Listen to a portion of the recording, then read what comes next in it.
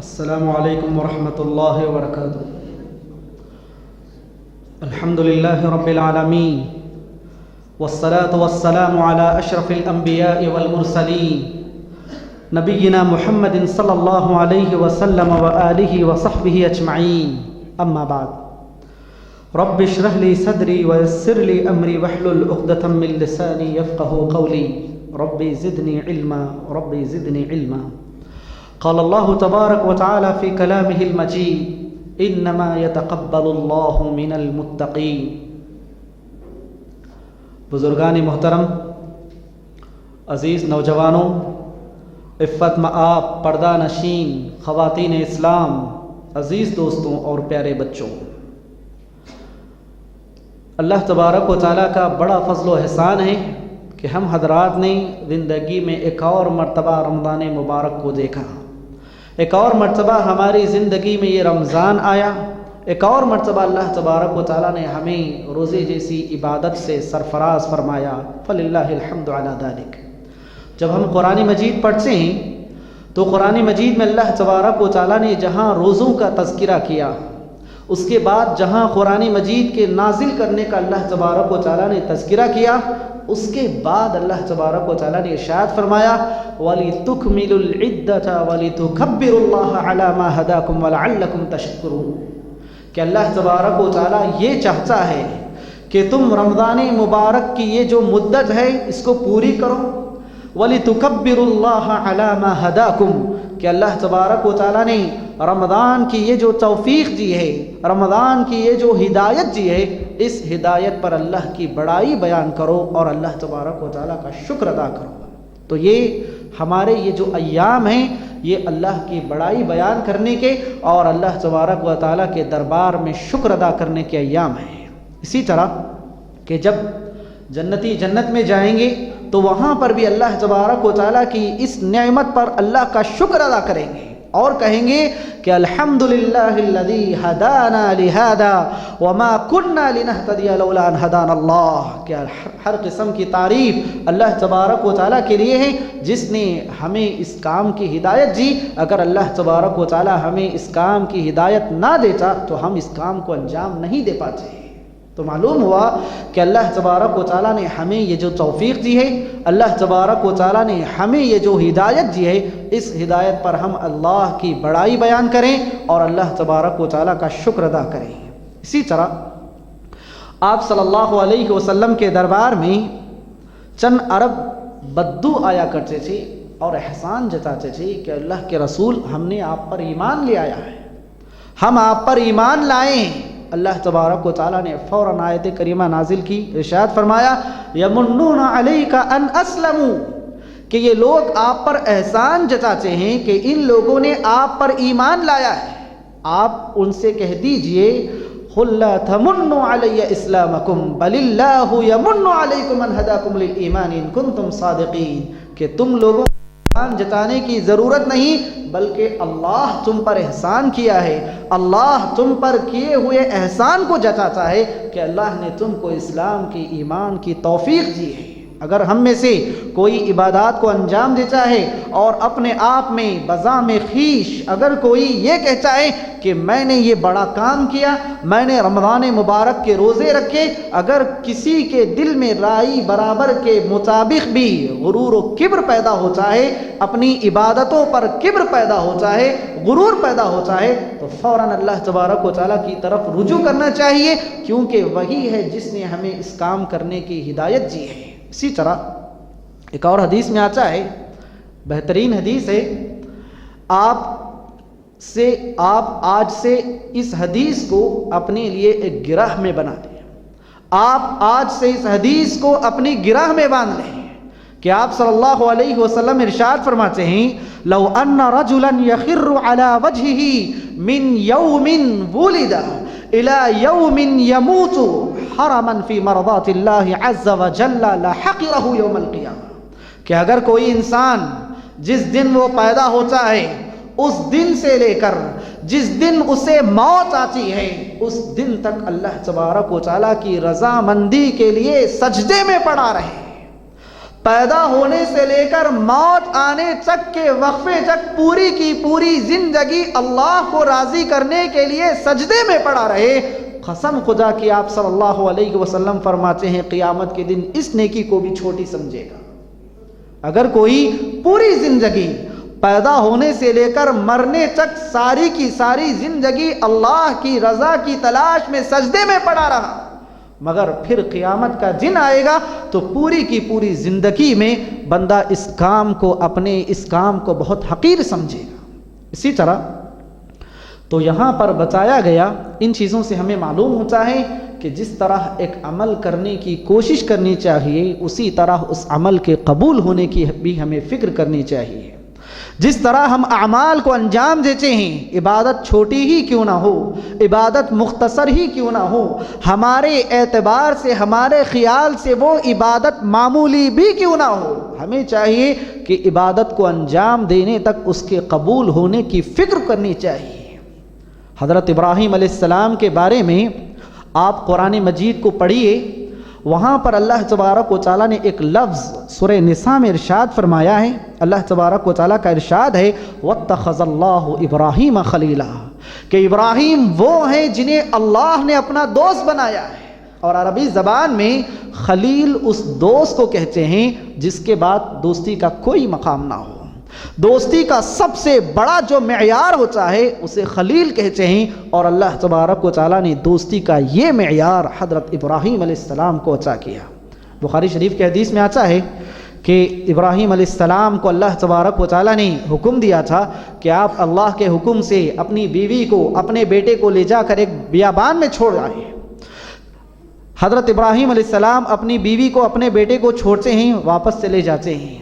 ایک طویل وقفے کے بعد ابراہیم علیہ السلام کو پھر یہ حکم ہوتا ہے کہ آپ اپنی بیوی بچوں کے پاس جائیں اور وہاں پر ایک گھر بنائیں میرے لیے، اللہ کا یہ حکم ہوتا ہے۔ اس حکم کے بعد ابراہیم علیہ السلام اپنے بیٹے کے پاس جاتے ہیں، وہاں جا کر کہتے ہیں کہ اے میرے بیٹے، اللہ تبارک و تعالیٰ نے مجھے اس علاقے میں ایک گھر بنانے کا حکم دیا ہے، یعنی کعبۃ اللہ بنانے کا حکم دیا ہے۔ اسماعیل علیہ السلام کہتے ہیں کہ اللہ تبارک و تعالیٰ کا یہ حکم ہے، آپ پورا کیجئے۔ ابراہیم علیہ السلام یہ بھی کہتے ہیں اور اللہ تبارک و تعالیٰ نے مجھے یہ بھی حکم دیا ہے کہ تم اس کام میں میرے ساتھ رہو۔ اسماعیل علیہ السلام کہتے ہیں کہ ابا حضور، آپ کے اور اللہ تبارک و تعالیٰ کے حکم کی تعمیل کے لیے میں ضرور کوشش کروں گا، میں ضرور آپ کا ساتھ دوں گا۔ دونوں باپ بیٹے مل کر اللہ تبارک و تعالیٰ کا گھر بناتے ہیں۔ حکم اللہ نے دیا، ابراہیم آپ ہمارا گھر بنائیں۔ ابراہیم علیہ السلام اللہ کے حکم سے اللہ کی نگرانی میں گھر بناتے ہیں اور اللہ تبارک و تعالیٰ سے دعا کرتے ہیں اے اللہ میرے اس گھر بنانے کو قبول فرما۔ قرآن مجید نے نقشہ کھینچا وَإِذْ يَرْفَعُ إِبْرَاهِيمُ الْقَوَاعِدَ مِنَ الْبَيْتِ وَإِسْمَاعِيلُ رَبَّنَا تَقَبَّلْ مِنَّا إِنَّكَ أَنْتَ السَّمِيعُ الْعَلِيمُ، کہ ابراہیم علیہ السلام جب کعبے کی بنیادوں کو اٹھا رہے تھے، جب ابراہیم علیہ السلام اور اسماعیل کعبے کی بنیادوں کو اٹھا رہے تھے تو ہم سے دعا کر رہے تھے کہ پروردگارا ہمارے اس کام کو قبول کر، تو سننے والا، تو جاننے والا ہے۔ اس آیت کی تفسیر میں امام ابن کثیر رحمۃ اللہ علیہ نے حضرت وحیب بن برد رحمۃ اللہ علیہ کا قول نقل کیا، ارشاد فرمایا کہ یا خلیل الرحمن ترفع قوائم بیت الرحمن وانت مشفق الا تقبل منک، کہ اے خلیل الرحمن، اے اللہ کے دوست، آپ کیسے ہیں، آپ کیسے بندے ہیں اللہ تبارک و تعالیٰ کے، اللہ کا گھر بنا رہے ہیں، آپ اللہ کے دوست ہیں، پھر بھی آپ ڈر رہے ہیں کہ آپ کا عمل قبول نہیں ہوگا۔ یہ کیسی بات ہے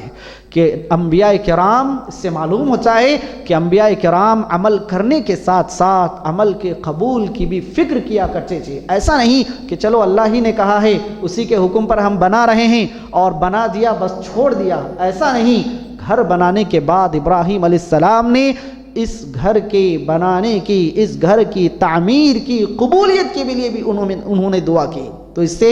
ہمیں بھی معلوم ہوتا ہے کہ ہم بھی اپنے اعمال کی قبولیت کے لیے اللہ تبارک و تعالیٰ سے دعا کریں۔ ایک اور آیت کریمہ میں اللہ تبارک و تعالیٰ نے ارشاد فرمایا کہ جب حضرت ابراہیم علیہ السلام کی والدہ حضرت مریم علیہ السلام کی امی جب حمل سے ہوئی، ان کو جب حمل ٹھہرا تو انہوں نے اللہ تبارک و تعالیٰ سے دعا کی کہ اے اللہ میرے پیٹ میں یہ جو اولاد ہے اس اولاد کو میں تیرے گھر کے لیے، تیری عبادت کے لیے وقف کر دوں گی۔ پھر اس کے بعد کہا فتقبل منی، کہ میرے اس عمل کو اے اللہ تو قبول فرما۔ دیکھیے کس طرح اللہ تبارک و تعالیٰ سے ایک یہ بھی کہا کہ میں یہ عمل انجام دوں گی، میری اولاد کو تیری عبادت کے لیے وقف کروں گی۔ دوسرا ہی جملہ یہ کہا فتقبل منی، میرے عمل کو اے اللہ تو قبول فرما۔ جناب محمد رسول اللہ صلی اللہ علیہ وسلم سے مسلم شریف میں ایک حدیث یہ بیان کی گئی ہے کہ آپ صلی اللہ علیہ وسلم بقر عید کو جب جانور ذبح کرتے تھے تو آپ صلی اللہ علیہ وسلم ہیں، اللہ تبارک و تعالیٰ کے نبی ہیں، امام المرسلین ہیں، سید الانبیاء ہیں، اتنی بڑی بزرگ شخصیت ہیں آپ صلی اللہ علیہ وسلم، مگر کیا بات ہے قربانی کا جانور ذبح کرتے ہیں، ارشاد فرماتے ہیں بسم اللہ اللہم تقبل من محمد و آل محمد و امت محمد۔ اے اللہ میں اللہ کے نام سے اس جانور کو ذبح کرتا ہوں، پروردگارہ اس جانور کو میری طرف سے، میرے خاندان کی طرف سے، میری امت کی طرف سے قبول فرما۔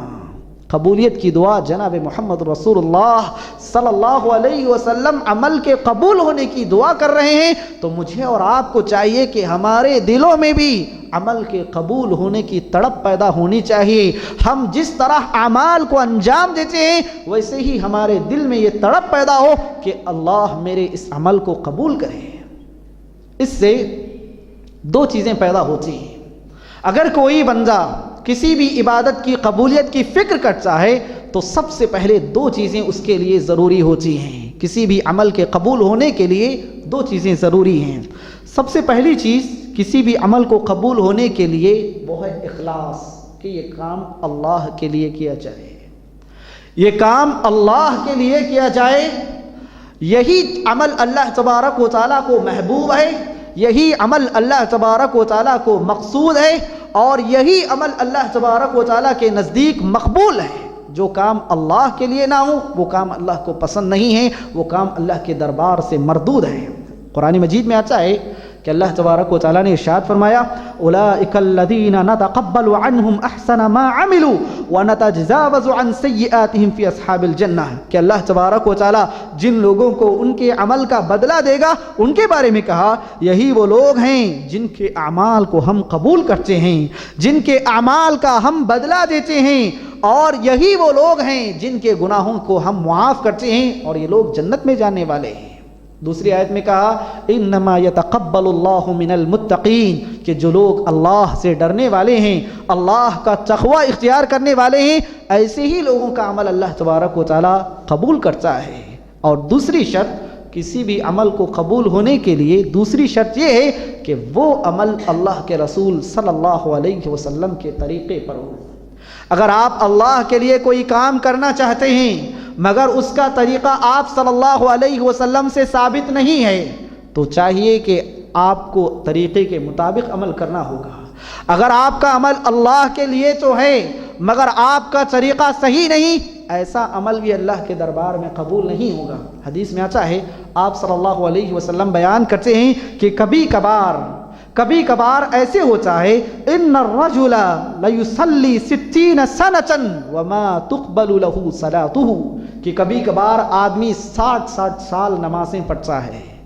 60 سالہ زندگی میں نمازیں پڑھتا ہے، کسی کی نمازیں 60 سال تک نمازوں کی پابندی کرتا ہے، مگر حالت یہ ہے کہ وَلَعَلَّهُ يَتِمُّ الرُّكُوعَ وَمَا تُقْبَلُ لَهُ صَلَاتُهُ وَلَعَلَّهُ يَتِمُّ الرُّكُوعَ وَلَا يَتِمُّ السُّجُودَ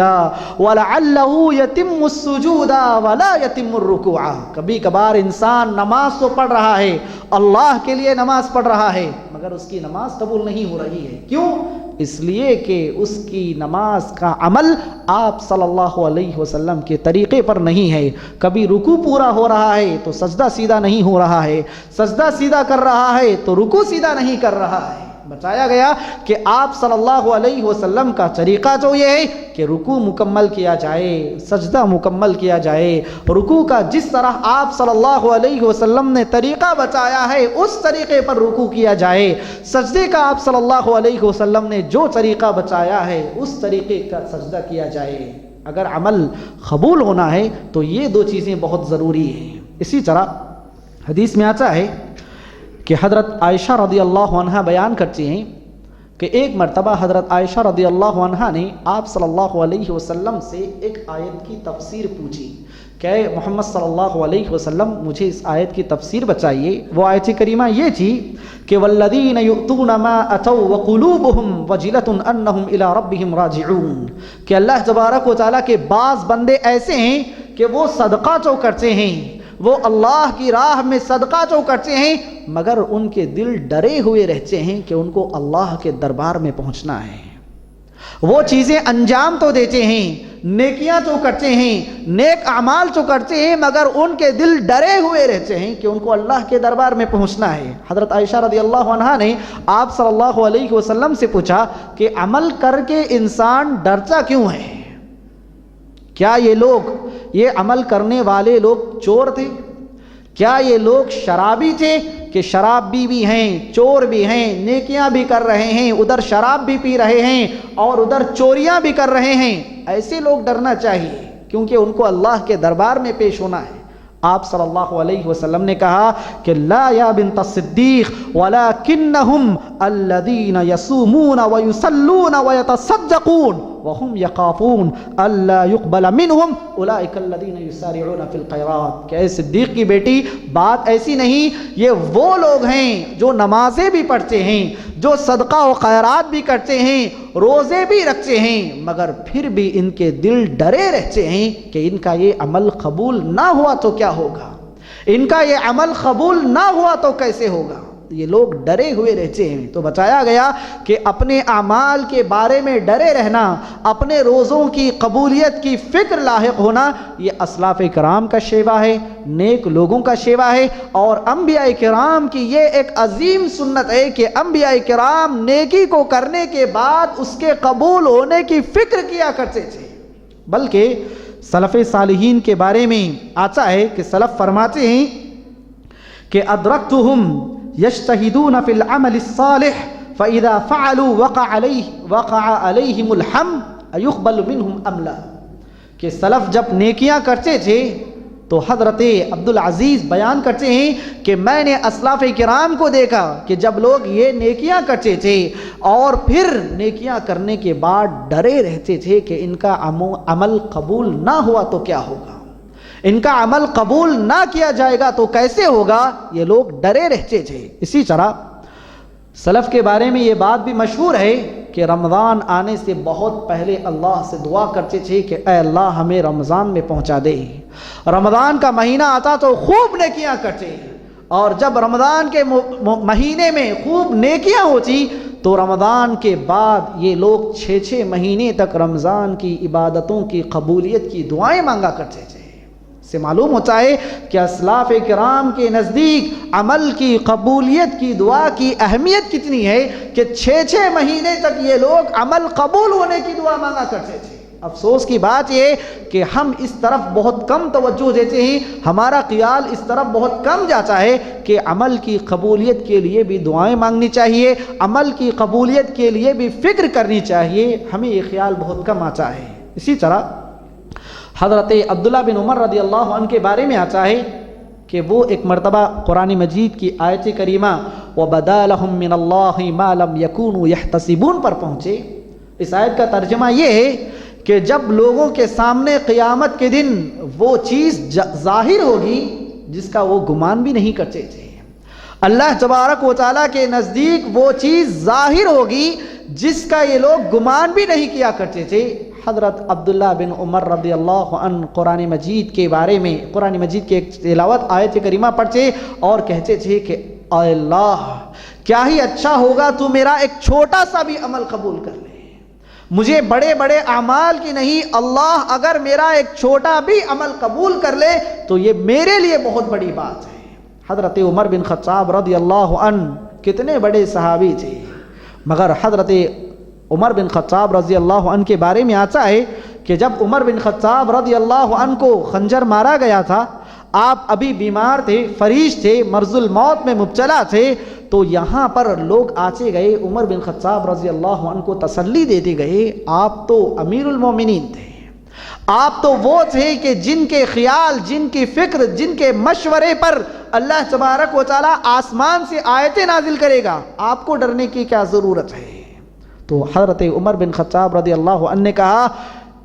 कि ला ली वला अलैया वज़ालिका कफ़ाफ़ुन, कि मैं नहीं चाहता कि अल्लाह तबारक व तआला मेरे इन बड़े बड़े अमाल की वजह से मुझे बड़ा बड़ा सवाब दे। मैं तो ये चाहता हूँ कि अल्लाह तबारक व तआला ना मुझ पर मुआख़ज़ा करे, बस अल्लाह तबारक व तआला मुझे कुछ दे ना दे, लेकिन अल्लाह मेरी पकड़ ना करे, मैं अल्लाह की पकड़ से बचना चाहता हूँ। अल्लाह तबारक व तआला के पास अगर ये मेरी चंद चीज़ें कबूल हो जाएँ तो ये मेरे लिए बहुत बड़ी बात है।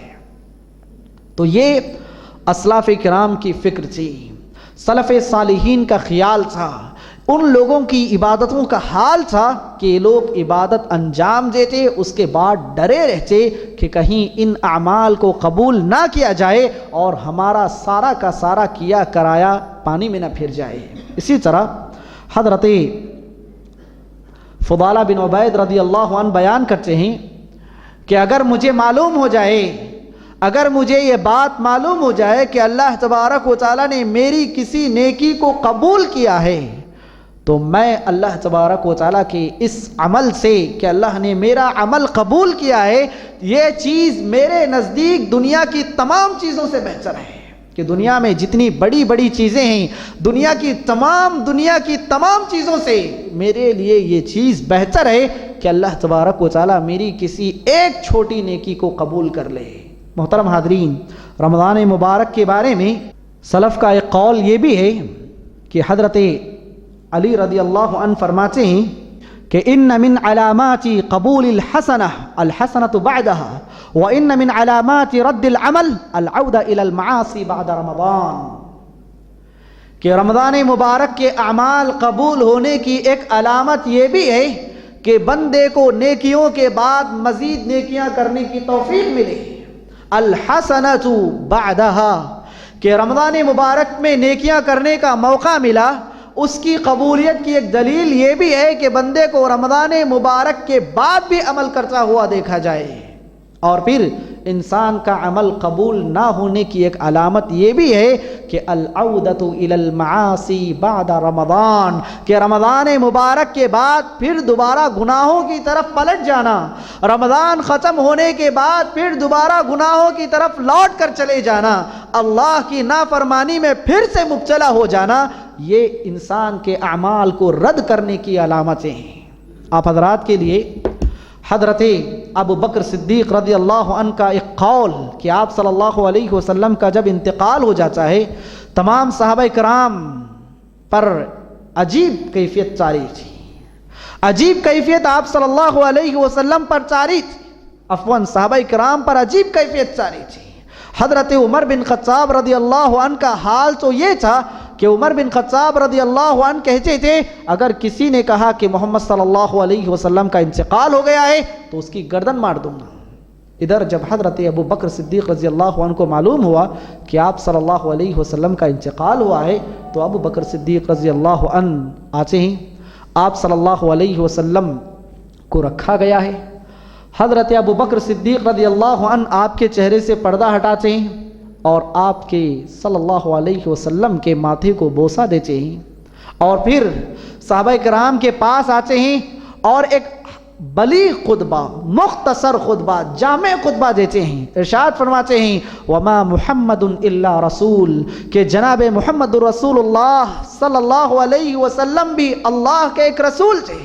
जिस तरह आप सल्लल्लाहु अलैहि वसल्लम से पहले बहुत सारे रसूल आए, आकर इस दुनिया से चले गए, आप सल्लल्लाहु अलैहि वसल्लम को भी इस दुनिया में भेजा गया था, आप सल्लल्लाहु अलैहि वसल्लम भी इस दुनिया से चले गए। और ऐ लोगों, अगर अल्लाह के रसूल सल्लल्लाहु अलैहि वसल्लम का इंतकाल हो जाए या फिर आप सल्लल्लाहु अलैहि वसल्लम को कोई मार दे, आप सल्लल्लाहु अलैहि वसल्लम शहीद कर दिए जाएं, क्या तुम दीन से फिर जाओगे? हरगिज़ नहीं।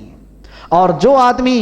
دین سے پھر جائے گا وہ اللہ تبارک و تعالیٰ کا کوئی نقصان نہیں پہنچا سکتا۔ اس کے بعد کہا من کان منکم یعبد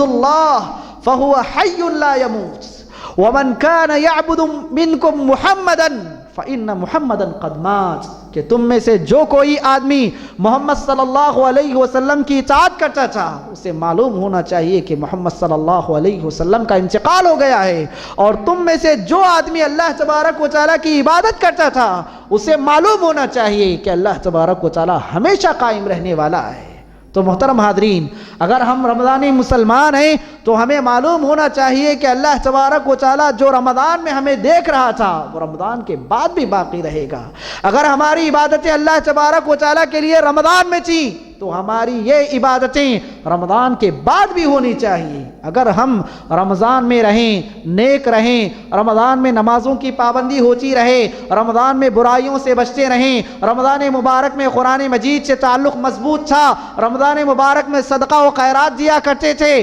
غریبوں کا، یتیموں کا، بیواؤں کا، بے کسوں کا خیال کیا کرتے تھے، اور رمضان کے بعد ہم یہ تمام چیزیں یکسر بھلا دیں، پھر وہی پرانی زندگی پر آ جائیں، جمعہ کو جمعہ کی نمازیں پڑھنے لگیں، تو یقین جانیے ہم یہ ثابت کرنا چاہتے ہیں کہ جو اللہ ہمارے لیے رمضان میں تھا وہ اللہ ہمارے لیے رمضان کے بعد نہیں ہے۔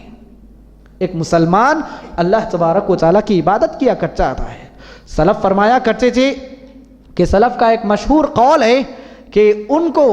جو لوگ رمضان کے بعد اللہ کی نافرمانی میں مبتلا ہو جاتے ہیں ان کے بارے میں سلف فرمایا کرتے تھے وَاعْبُدْ رَبَّكَ حَتَّى يَأْتِيَكَ الْيَقِينُ، تمہاری موت آنے تک اللہ کی عبادت کرنا، تمہاری موت آنے تک اللہ تبارک و تعالیٰ کی اطاعت کرنا۔ تو موت آنے کا مطلب یہ کہ انسان رمضان میں بھی اور رمضان کے بعد بھی انسان اللہ تبارک و تعالیٰ کی عبادت میں مصروف رہے، اللہ تبارک و تعالیٰ کی عبادتیں کیا کرتا رہے۔ محترم حاضرین، اور بھی بہت ساری چیزیں اس موضوع کے تعلق سے بولنے کی ہیں، اور بھی بہت ساری باتیں اس موضوع کے بارے میں ہیں، بلکہ جو لوگ صرف رمضان میں عبادت کرتے ہیں رمضان کے بعد عبادتوں سے دور ہو جاتے ہیں، ہمیں چاہیے، ایسے لوگوں کو چاہیے کہ اللہ تبارک و تعالیٰ سے ہمیشہ ہدایت کی دعا مانگنا چاہیے۔ اللہ تبارک و تعالیٰ نے ارشاد فرمایا ربنا لا تزغ قلوبنا بعد اذ ہدیتنا وہب لنا من لدنک رحمۃ انک انت الوہاب، کہ پروردگارا ہمارے دلوں کو پھیرنا مت، ہمیں ہدایت دینے کے بعد ہمارے دلوں کو پھیرنا نہیں، وہب لنا من لدنک رحمہ، کہ تیری جانب سے ہمیں رحمتیں نوازنا، بے شک تو نوازنے والا ہے، بے شک تو دینے والا ہے۔ آپ صلی اللہ علیہ وسلم بھی دین پر جمے رہنے کی دعائیں مانگا کرتے تھے، کہتے یا مقلب القلوب والابصار ثبت قلبی علی دینک، کہ اے دلوں کو پھیرنے والے، اے نگاہوں کو پھیرنے والے، اے ہمارے رب، اے اللہ ہمیں تیرے دین پر ثابت قدم فرما۔ ایک صحابی آتے ہیں اور آپ صلی اللہ علیہ وسلم سے کہتے ہیں کہ جناب محمد رسول اللہ صلی اللہ علیہ وسلم خلی فی الاسلام قولا لا اسألک عنہ بعدہ، کہ اللہ کے رسول صلی اللہ علیہ وسلم مجھے کوئی اسلام کے بارے میں ایسی بات بتائیے کہ مجھے آپ کے بعد کسی اور کو پوچھنے کی ضرورت محسوس نہ ہو، مجھے ایسی کوئی بات بتائیے کہ مجھے آپ کے بعد یہ چیز کسی اور کو پوچھنے کی نوبت نہ آئے۔ آپ صلی اللہ علیہ وسلم نے کوئی لمبی چوڑی تقریر نہیں کی، کوئی لمبا چوڑا آپ صلی اللہ علیہ وسلم نے قول نہیں کہا، بس مختصر سا جملہ قل آمنت باللہ ثم استقم، کہ اے اللہ کے بندے تو صرف اور صرف اللہ پر ایمان لے آنا اور اپنے ایمان پر جمے رہنا، اپنے ایمان پر قائم رہنا۔ ایمان پر قائم رہنے کی پھر سب سے بڑی مثال یہ ہے کہ ہم رمضان کے ساتھ اور رمضان کے بعد دونوں میں اللہ کی عبادت کریں۔ اسی طرح ایک اور حدیث میں آتا ہے، آپ صلی اللہ علیہ وسلم سے حضرت انس بن مالک رضی اللہ عنہ بیان کرتے ہیں کہ انہوں نے ایک دعا آپ صلی اللہ علیہ وسلم سے یہ سنی ربنا لا تزغ قلوبنا بعد اذ ہدیتنا، کہ اے اللہ، اے ہمیں ہدایت دینے والے،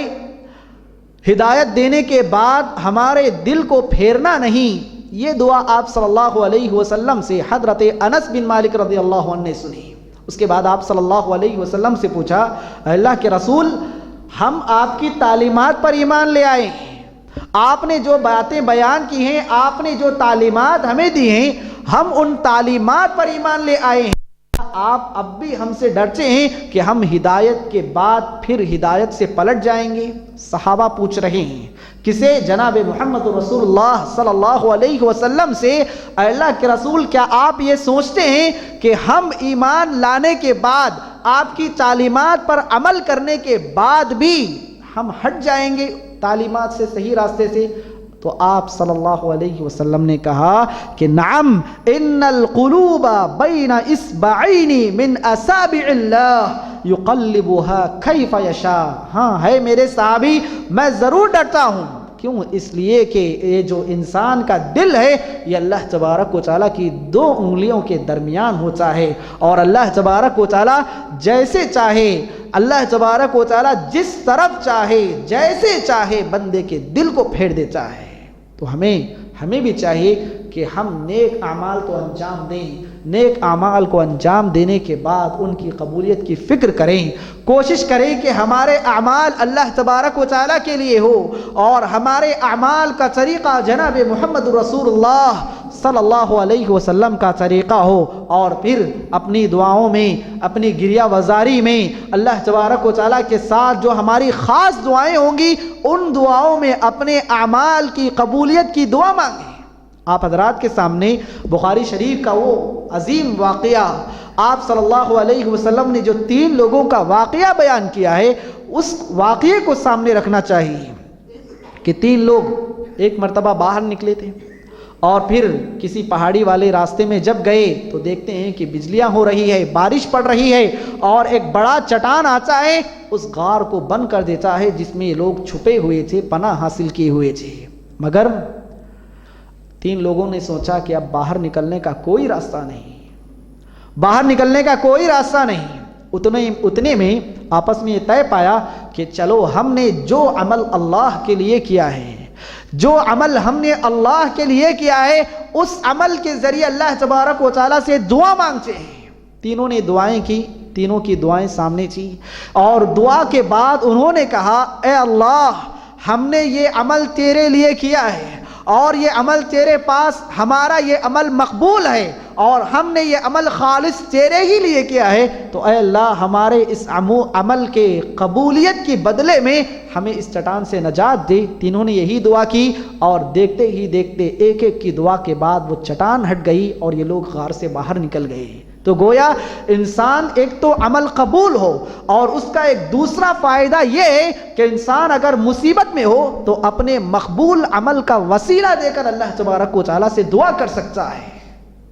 کہ اے اللہ یہ عمل میں نے تیرے لیے کیا ہے، اور یہ میرا عمل تیرے پاس قبول ہے، قابل قبول ہے، میرے اس عمل کو تو نے قبول کیا ہے، تو میرے اس عمل کے بدلے میں میری اس مصیبت سے مجھے نجات دلا۔ انسان کو اپنے اعمال کا وسیلہ مانگنا چاہیے، اور عمل کا وسیلہ اسی وقت اللہ تبارک و تعالیٰ کے دربار میں قبول ہوگا جب عمل قبول ہو۔ عمل قبول ہو تو عمل کا وسیلہ بھی جائز ہے، اس حدیث سے معلوم ہوتا ہے۔ اور 3 قسم کے حضرات کی حدیث بھی آپ حضرات کے سامنے ہوگی کہ اس میں ایک عالم، ایک شہید اور ایک سخی کو لایا گیا۔ تینوں نے عمل تو کیا تھا مگر ان کا عمل اللہ تبارک و تعالیٰ کے نزدیک قبول نہیں تھا۔ اگر یہ لوگ زندگی ہی میں اپنے عمل کی قبولیت کی فکر کیے ہوئے ہوتے تو قیامت کے دن ان کا وہ حشر نہیں ہوگا جو حشر احادیث میں بتایا گیا ہے کہ ایک شہید کو لایا گیا، اس سے پوچھا گیا کہ میں نے تجھے بہادر بنایا تھا، تو نے میری دی ہوئی بہادری کیا کی؟ اس نے کہا کہ اے اللہ تیری راہ میں جان لٹا دی۔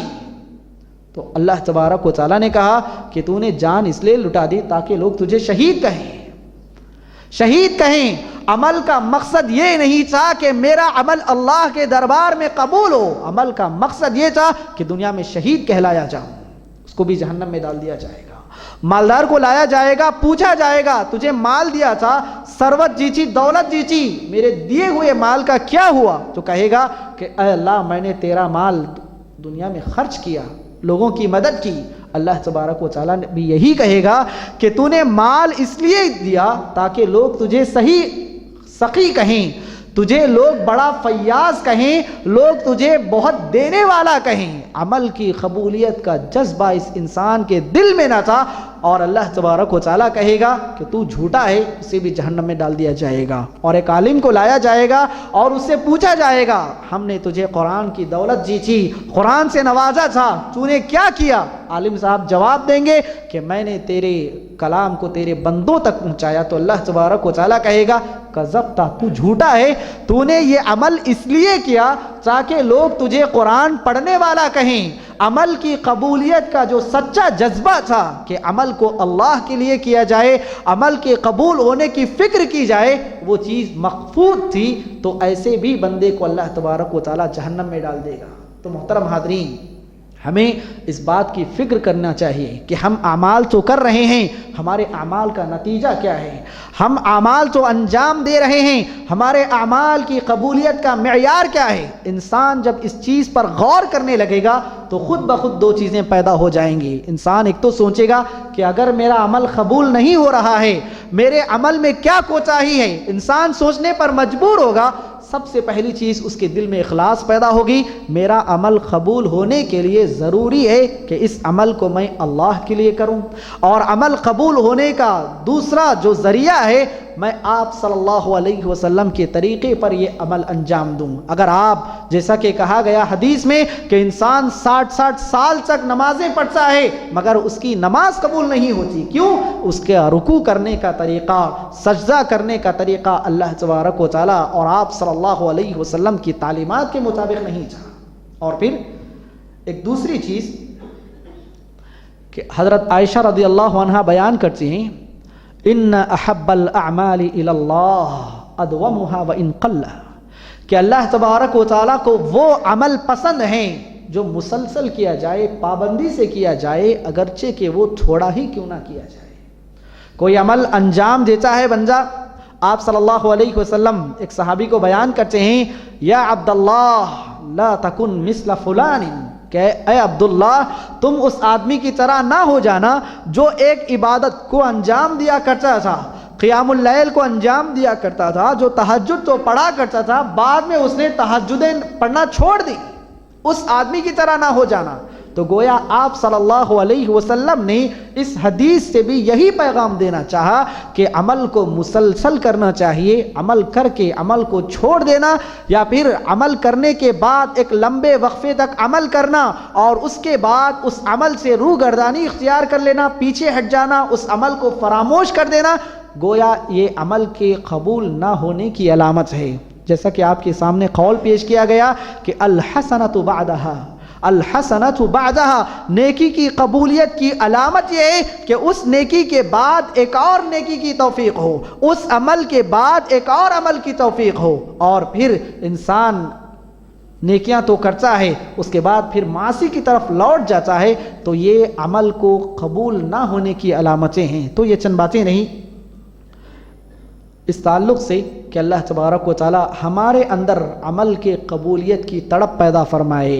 اللہ تبارک و تعالی ہمیں اپنے چھوٹے موٹے اعمال کی قبولیت کی دعائیں مانگنے کی توفیق عطا فرمائے، اور اللہ تبارک و تعالی ہمارے اعمال کو قبول فرمائے، آمین۔ وآخر دعوانا ان الحمد للہ رب العالمین، والسلام علیکم ورحمۃ اللہ وبرکاتہ۔